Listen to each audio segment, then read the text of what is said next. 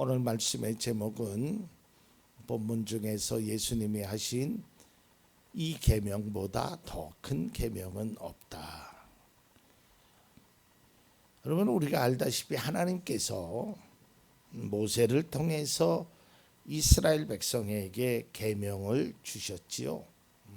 그게 우리가 잘 아는 십계명입니다. 근데 사실 이스라엘 백성들에게 준 계명 율법은요, 우리가 알고 있는 10가지뿐만 아니라 굉장히 다양하고 많은 것들이 있습니다.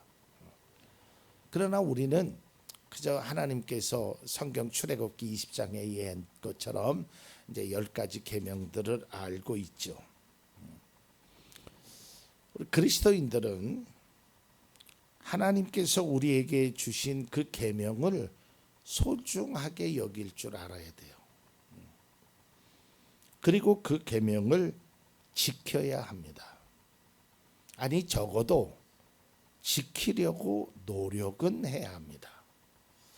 우리나라에도요, 법이라는 것들이 있죠. 헌법이 있고요, 법률이 있고요, 명령이 있고요, 조례가 있고요, 규칙, 이런 것들이 있습니다. 우리가 그 법을 다 알지는 못하죠. 그러나 지키라고 하는 것, 우리가 알고 있는 것 정도는 지켜야 한다라는 거예요. 우리가 어떻게 그 헌법, 그 조항들, 법 조항들을 다 알 수 있겠습니까? 그러나 우리가 알고 있는, 적어도 우리가 알고 있는 것만, 들은 것만은 우리가 지키려고 애를 써야 된다라는 것입니다. 제가 말씀을 준비하면서 이것은 책에서 본 내용인데요, 참 와닿아서 제가 이렇게 썼어요. 하나님의 계명을 지킨다는 것은 그 계명을 지키라고 분부하신 하나님의 뜻을 행동으로 나타내는 신앙적인 표현이다. 말이 너무 멋있었어요. 한번 제가 다시 읽어보면, 하나님의 계명을 지킨다는 것은 그 계명을 지키라고 분부하신 하나님의 뜻을 행동으로 나타내는 신앙적 표현이다. 그러니까 우리가 하나님의 계명을 내 삶의 행동으로, 신앙적으로 표현하는 것이 바로 계명을 지킨다는 것이죠. 계명을 왜 지켜야 되느냐? 하나님의 뜻이기 때문에 그래요. 그리고 이 계명을 지키면 좋은 결과가 있음을 성경은 말하고 있습니다.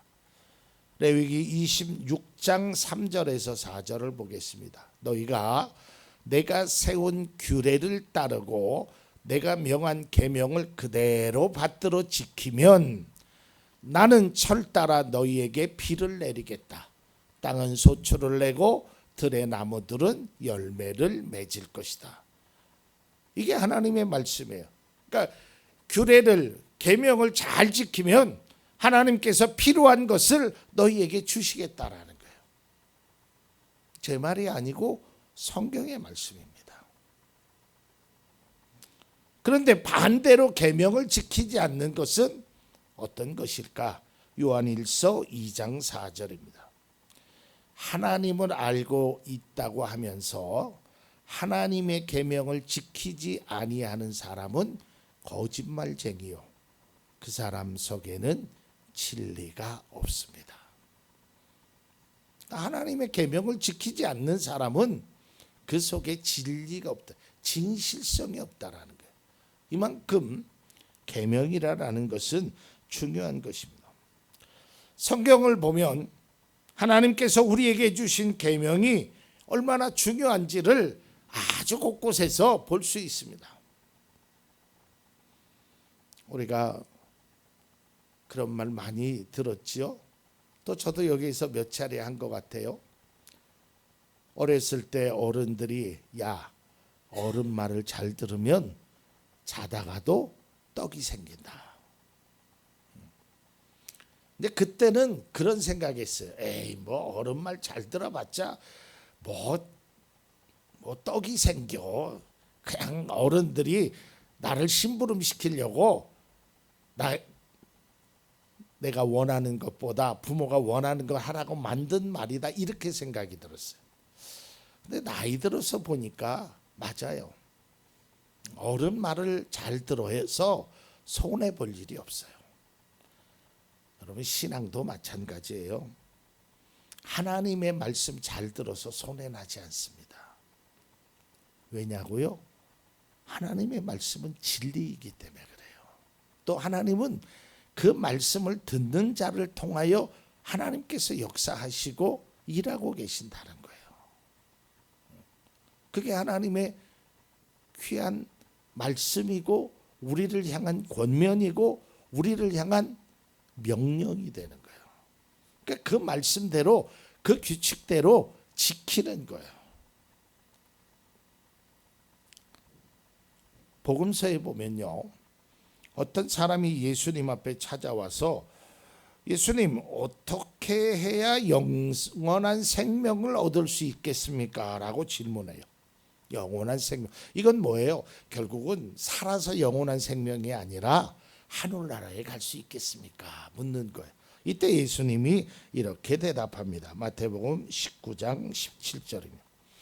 예수께서 그에게 말씀하셨다. 어찌하여 너는 나에게 선한 일을 묻느냐? 선한 분은 한 분이시다. 내가 생명에 들어가기를 원하면 계명들을 지켜라. 또 예수님은 계명의 중요성을 이렇게 말씀합니다. 요한복음 14장 15절입니다. 너희가 나를 사랑하면 내 계명을 지킬 것이다. 그러니까 이 말을 반대로 얘기하면 계명을 지키는 사람이 하나님을 사랑하는 사람이라는 거예요. 자, 이제 본문으로 들어가서 오늘 본문의 말씀을 보면 한 율법사가 예수님 앞에 찾아와서 이렇게 질문을 합니다. 예수님, 모든 계명 중에 최고의 계명이 뭡니까? 으뜸이 되는 것이 무엇입니까? 라고 묻습니다. 당시에 유대인들은 하나님의 계명에 대해서 관심이 굉장히 많았어요. 유대인들은 계명을 정말 지키려고 애쓰는 거예요. 그러니까 우리가요, 나쁜 사람에게도 또 다른 종교에게도 심지어는 어린아이에게도요 배울 것이 있어요. 그렇죠? 네. 특별히 그 종교 중에서 이슬람 종교의 그들의 철저함은 우리가 좀 배울 필요가 있어요. 여러분 그분들은 일하다가도요 딱 시간이 되면 딱 내려놓고 알라 신에게 절을 하죠. 그리고 제가 이렇게 차를 타고 여러분들도 보셨겠지만 이렇게 지나가다 보면 뭐 성경을 알려주겠다고 여호와 증인이라든지 신천지라든지 그 뜨거운 태양빛에서요 꼼짝도 않고 사람들에게 참 그들의 열심은 배워야 합니다.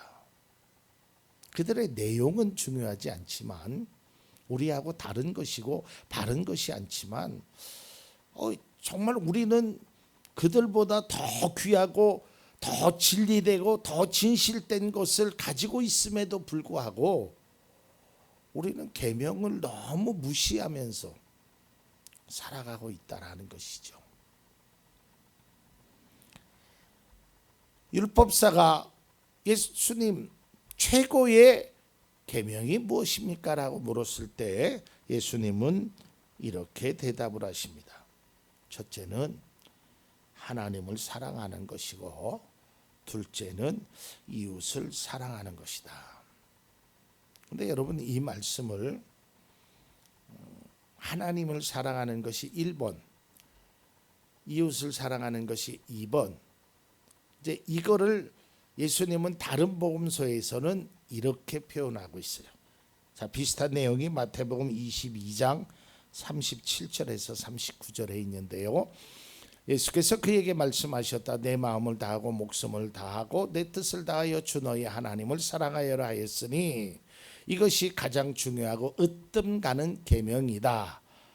둘째 계명도 이것과 같은데 내 이웃을 내 몸과 같이 사랑하여라 한 것이다. 이 말은 첫째하고 둘째가 같다라는 거예요. 하나님의 사랑과 이웃을 사랑하는 일들이 방법론적으로 다르다는 것이지 똑같다는 것을 예수님은 말씀하고 있습니다. 하나님 사랑과 이웃 사랑은요, 동전의 양면성과 같은 거예요. 하나님을 사랑한다고 하고 이웃을 사랑하지 않는 것도 문제가 있고요. 사람은 사랑하면서 하나님은 사랑하지 않는 것도 더 큰 문제가 있음을 알 수 있습니다. 요한일서 4장 20절에 보면 이렇게 말합니다. 누가 하나님을 사랑한다고 하면서 자기 형제 자매를 미워하면 그는 거짓말쟁이다. 보이는 자기 형제 자매를 사랑하지 않는 사람이 보이지 않는 하나님을 사랑할 수 없습니다. 그래요.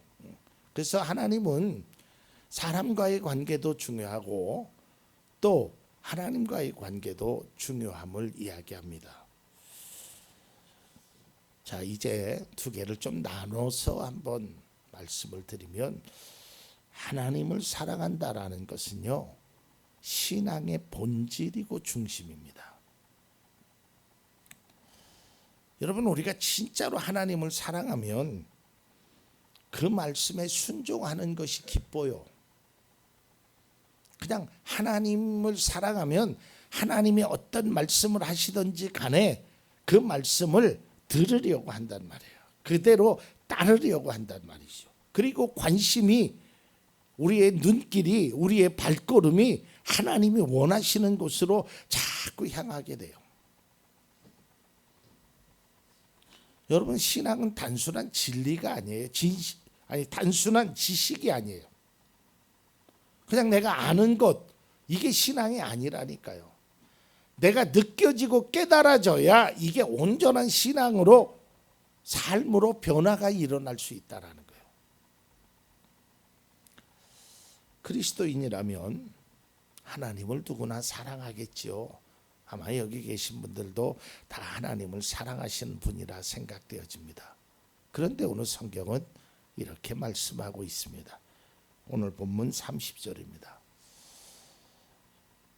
내 마음을 다하고 내 목숨을 다하고 내 뜻을 다하고 내 힘을 다하여 너의 하나님이신 주님을 사랑하여라. 마음, 뜻, 힘, 뭐 이런 것까지는 할 수 있죠. 그런데 목숨을 다하여 하나님을 사랑하라. 좀 쉽지 않지요. 이 말의 그 뜻은 너의 진정성을 보여달라는 거예요. 저는 여기에서 핵심은 마음이라고 생각해요. 저는 이 마음이 참 중요하다고 생각해요. 내가 어떤 마음을 가지느냐에 따라서 힘들었던 일도 힘들지 않아요. 뭐 다 아시는 경험이잖아요. 내가 어떤 마음을 갖느냐에 따라서 좋은 것도 좋아 보이지 않아요. 내 마음이 중요한 거예요. 마음. 그러니까 하나님은 우리의 마음이 하나님을 사랑하는 것으로 향하기를 원한다는 거예요. 우리의 마음이. 어떤 마음을 갖느냐에 따라서 사람의 행동과 말이 달라지는 거예요.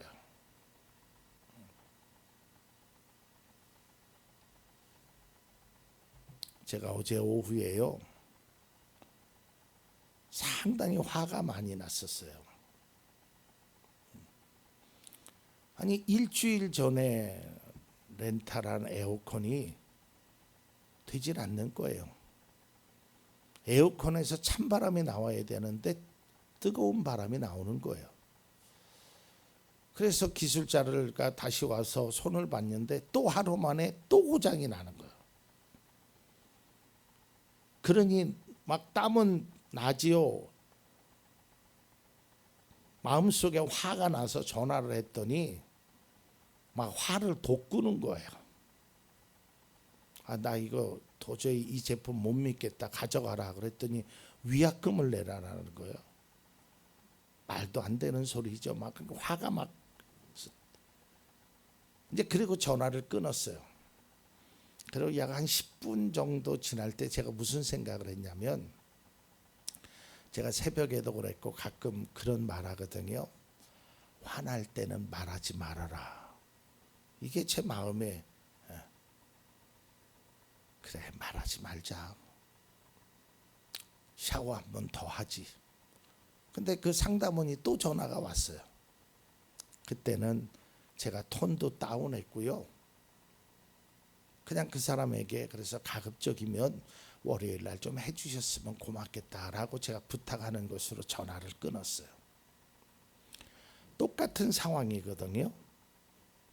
에어컨은 고장났지, 날은 덥지, 선풍기는 뜨거우면 3대 4대 돌려도 똑같은 상황인데 제가 어떤 마음을 먹느냐에 따라서 말투가 달라지더라고요. 여러분, 우리는 그런 것입니다. 우리가 내가 하나님을 사랑해야지 이 마음을 갖고 신앙생활을 하는 것과, 뭐 하나님은 나를 사랑하는 것 같지도 않고, 뭐 내가 하나님을 사랑한다라는 것이 뭐 이렇게 하면서 신앙생활을 하는 것은 너무 다르다는 거예요. 자, 어떤 마음을 갖느냐가 중요한 것을 제가 찾아보니까 시편은 이렇게 기록되어 있습니다. 37편 31절입니다. 그의 마음속에 하나님의 법이 있으니 그의 발걸음이 흔들리지 않는다. 마음속에 하나님의 법이 있으면, 하나님의 그 사랑이 있으면 그의 발걸음이 흔들리지 않는다는 거예요. 어려울 수는 있죠. 걸어가는 길이 편한 길이 아니고 언덕으로 올라가는 길이고 가시밭 길이고 돌짝밭 길이고 그런 길을 갈 수는 있을지라도 발걸음이 흔들리지 않는다는 거예요. 마음속에 하나님에 대한 사랑이 없다라는 거예요. 우리가 어떤 마음으로 하나님을 사랑할 것인가? 하나님은 우리에게 어떤 사랑을 원하시느냐요. 여러분, 특별한 관계예요. 하나님의 특별한 관계 속에서는요, 그 사랑을 나눌 수 없어요. 자, 보세요. 제가 제 아내를 사랑하잖아요. 이건 특별한 관계예요. 남편과 아내라는. 그런데 제가 그 사랑을 다른 어떤 사람을 만나서 사랑을 한다면 그건 제가 제 아내를 사랑하는 게 아니에요. 이건 나눌 수 없는 거예요. 그냥 우리가 친구들 우정이나 뭐 이런 것들은 나눌 수 있죠. 그러나 특별한 관계, 부모와 자녀, 남편과 아내, 이 사랑은 다른 것과 나눌 수 없단 말이에요. 그 나누면 얼마나 기분 나쁘겠어요. 만약에 제 아내가 저를 사랑한다고 하고 뭐 다른 것을 사랑한다면 제가 그것을 알면 얼마나 기분이 나쁘겠어요. 그래서 예수님이 두 주인을 섬길 수 없다라고 말하죠. 돈과 하나님을. 그러니까 우리가 하나님을 사랑한다라는 것은 뭐 내가 엄청나게 많은 것을 항상 얘기하지만 그런 차원으로 하나님이 말씀하는 것이 아니에요. 오늘 성경을 보세요. 뭘 갖고 와서 하나님을 사랑해라라고 말하는 것이 아니라 마음을 다하고 뜻을 다하고 성품을 다하고 목숨을 다하여 하나님을 사랑해라. 내 마음으로 하나님을 사랑하라라는 거예요. 마음이 중요한 거예요. 정말 마음이 중요해요. 마음만 있으면 길이 보여요. 마음만 있으면 할 수 있는 일들이 너무너무 많이 있어요. 중요한 것은 마음이 없으니까 길이 보이지 않는다고 하고 마음이 없으니까 생각이 따르지 않는 거예요. 저는 그런 경험을 너무 많이 해요. 마음만 있으면요, 아깝지 않아요. 뭐 물질 이게 아니라 내 시간을 들이고 정성을 들이고 땀을 들이고 뭐를 해도 힘들지 않더라고요. 이 마음 먹기에 달려 있다는 게 내가 마음. 정말 하나님을 사랑한다라는 것은 내 마음이 하나님을 사랑하는 것에 집중하게 되면 그것이면 돼요. 하나님이 돈을 가지고 오라라고, 하나님이 내가 가지고 있는 것을 뭘 빼앗기 위해서, 그게 아니란 말이에요.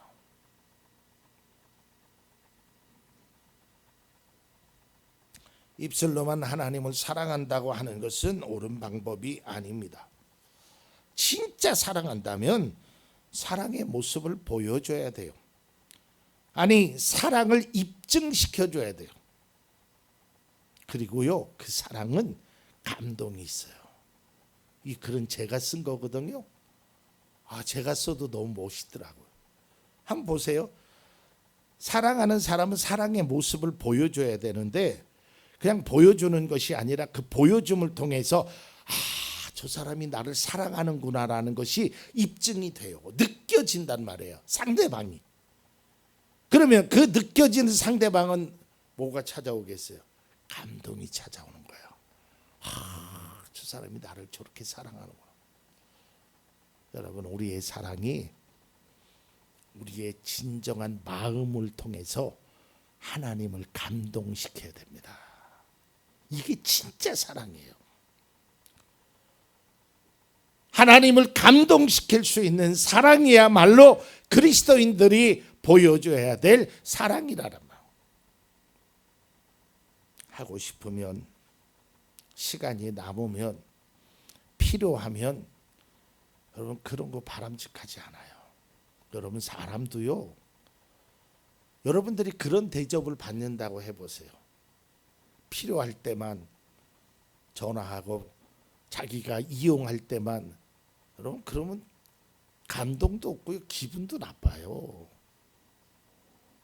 우리가 하나님을 그러면 안 되잖아요. 제가 언제부턴가 그런 표현 썼는데요, 하나님을 이용하려고 들면 안 된다니까요. 그건 신앙이 아니에요. 하나님 앞에 감동을 드릴 줄 아는 그 사랑을 행하는 것이 그게 진짜란 말이에요. 근데 그 감동을 주는 게 뭐냐면 마음이 변해야 돼요. 마음이 그를 향해서 가야 되는 거예요. 진정한 하나님을 사랑하는 그리스도인이라면 하나님이 사랑하는 것을 사랑할 줄 알고요, 하나님이 하라는 길을 걸을 수 있고요, 하나님을 기쁘게 해드리는데 내가 실천하는 거예요. 내가 이렇게 하면 하나님이 기쁘실까? 내가 저렇게 하면 하나님이 좋아하실까? 여러분 사랑하는 사람들도 마찬가지예요. 여러분 어떤 남자가 여자친구에게 프로포즈 할 때요, 다이아를 탁 해가지고 그걸 사는 순간서부터요, 마음에 막 기쁨이 와요. 막 돈을 막 쓰는데도 기쁨이, 이거를 결혼할 대상자에게 주면 얼마나 기뻐할까. 그리고 줄 때도 그냥 주지 않아요. 무릎을 탁 꿇고 수백만 원짜리. 그걸 받는 그 결혼 대상자가 얼마나 기쁘겠어요. 여러분 진짜 사랑하는 것은요, 상대방을 기쁘게 해주는 거예요.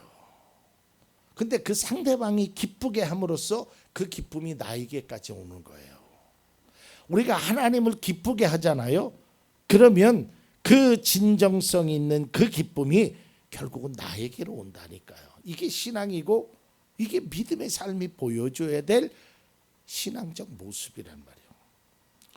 정말 하나님을 사랑한다면 내가 어떻게 해야 되는지를 스스로 깨달아야 합니다.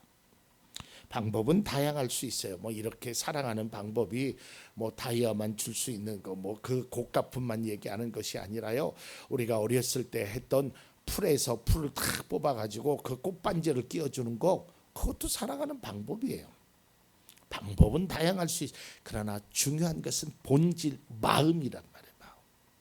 아무리 다이아를 준다고 하여도 그 다이아가 그 여자를 이용하기 위해서 그 여자의 물질 때문에 그 여자에게 바라는 것이 있어서 주는 것은 다이아 아니라 수천만 원짜리 보석이라 할지라도 그것은 감동을 줄 수 없다라는 거예요.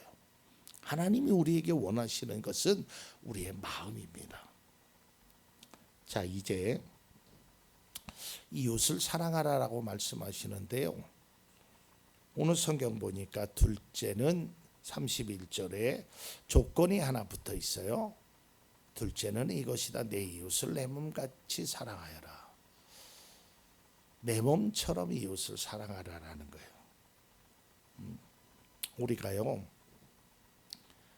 내 경험이 있잖아요. 내가 아팠을 때, 내가 슬펐을 때, 내가 괴로웠을 때, 내가 외로웠을 때 그런 경험들이 있잖아요. 근데 어떤 사람이 그런 경험을 하고 있는 거예요. 아파하는 거예요. 그러면 내가 아팠을 때의 그 경험, 그 마음을 가지고 그에게 찾아가라는 거예요. 이게 진짜 이웃사랑이라는 거예요. 저는 항상 우스갯소리지만 제가 이렇게 체격이 뚱뚱하고 뭐 이래서 뭐라고 표현해야 될까요? 뭐 불편하거나 뭐 그런 거는 별로 없어요. 근데 좀 억울한 거는 있어요. 억울한 거. 우스갯소리지만 오늘 아침에도 조금 억울했어요. 아침에 제가 밥을 먹고 이렇게 집을 이렇게 걸었는데 이게 다리에 힘이 없더라고요. 그래서 요새 이렇게 다리에 힘이 없는지 모르겠어. 그랬더니 제 아내가 아주 사랑스러운 말로 그 다리가 힘이 없으면 누구 다리요? 다리는 뭐 장단지는 걸. 여러분 뚱뚱해도 아파요. 다리가 굵어도 다리가 아프다니까요. 그러니까 우리가 외로웠을 때의 경험이 있잖아요. 내가 외로웠을 때 저 사람이 내가 얼마나 힘들었는지. 그러면 그 감정, 그 생각을 가지고 사람들에게 찾아가. 이게 내 몸처럼 사랑하라라는 거예요. 구약 레위기서에 보면 이 말씀이 있는데요. 19장 18절 하반절에 보면 이런 말씀이 있어요. 다만 너는 내 이웃을 내 몸처럼 사랑하여라. 나는 주다 그랬어요. 그러니까 하나님은 내 몸처럼 사랑하라라는 이 말의 뜻을 우리가 알아야 돼요. 네가 경험했던 것처럼. 저는 그 경험 중에서 참 이 배고픔의 경험, 뭐 이것도 큰 아픔이지만 제일 제가 아팠던 경험은 외로움의 경험이에요. 외로움이요. 참 외로웠을 때요. 나 혼자라고 생각했을 때는 나오는 건 한숨이고 흐르는 건 눈물밖에 없어요. 그래서 외로움 당한 분을 내가 보면 그때 생각을 가지고 그분을 위로하는 거예요. 이게 바로 내 몸처럼 이웃을 사랑하는 방법인 것입니다. 자, 끝으로요. 우리가 주목해야 되는 말씀이 있습니다. 사실 저는 이 말씀을 드리고자 오늘 본문을 택했던 것입니다. 자, 계명 중에 으뜸이 되는 게 무엇인가 질문했던 학자가 예수님의 말씀을 듣지요. 마음을 다하고 뜻을 다하고 하나님을 사랑하고 이웃을 사랑해라. 이제 이 말을 듣고 그가 이렇게 얘기합니다. 32절에 33절. 그러자 율법학자가 예수께 말하였다. 선생님, 옳은 말씀입니다. 하나님은 한 분이시요 그 밖에는 다른 일은 없다고 하신 그 말씀은 옳습니다. 그러면서 33절에 그가 뭐라고 얘기하냐면 또 마음을 다하고 지혜를 다하고 힘을 다하여 하나님을 사랑하는 것과 이웃을 자기 몸같이 사랑하는 것이 모든 번제와 희생제보다 더 낫습니다. 이렇게 대답을 해요. 그러니까 이 대답에 예수님이 칭찬의 말씀을 하는데 그게 34절입니다. 34절을 보면 예수님께서 그의 슬기로운 대답에 이렇게 얘기합니다. 예수께서는 그가 슬기롭게 대답하는 것을 보시고 그에게 말씀하셨다. 너는 하나님의 나라에서 멀리 있지 않다. 너는 하나님의 33절을 다시 한번 좀 보여주세요. 여러분 이 33절 잘 보십시오. 하나님을 사랑하는, 그러니까 그 계명이죠. 두 가지 계명이 모든 번제와 희생제보다 낫다. 이게 왜 그러냐면요, 번제와 희생제는요 내가 중심이에요. 내가 잘못했을 때, 내가 뭐 범죄를 저질렀을 때, 이럴 때 보통 번제와 희생제를 드리는 거거든요. 이것보다 하나님을 사랑하는 것, 이웃을 사랑하는 것이 이보다 더 큰 계명이, 이보다 더 큰 신앙의 모습이 없다라는 것입니다. 내가 할 수 있는 일을 최선을 다해서 사랑하는 것이 그리스도인의 모습이 되어야 합니다. 이게 진짜 으뜸이 되는 계명이고 우리가 행할 수 있는 계명인데요. 다시 한번 강조하면 우리의 마음을 좀 새롭게 하십시다. 내 마음이 중요한 거예요.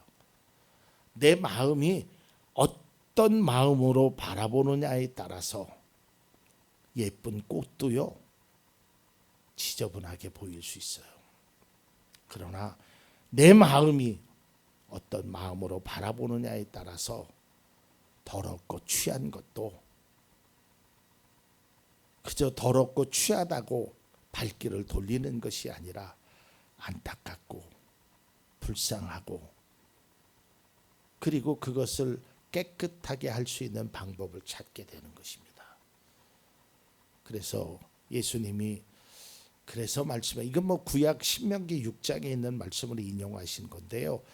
하나님을 사랑하는 것이 제일 먼저가 뭐예요? 마음을 다하여 그래요. 마음이 중요합니다. 그래서 우리가 앞으로 신앙생활할 때 우리가 이렇게 기도했으면 좋겠어요. 하나님, 내 마음이요 하나님을 사랑하는 것에 집중하게 해주십시오. 내 마음이, 내 생각이 하나님을 사랑하는 것에 모든 것이 전념할 수 있게 해주십시오.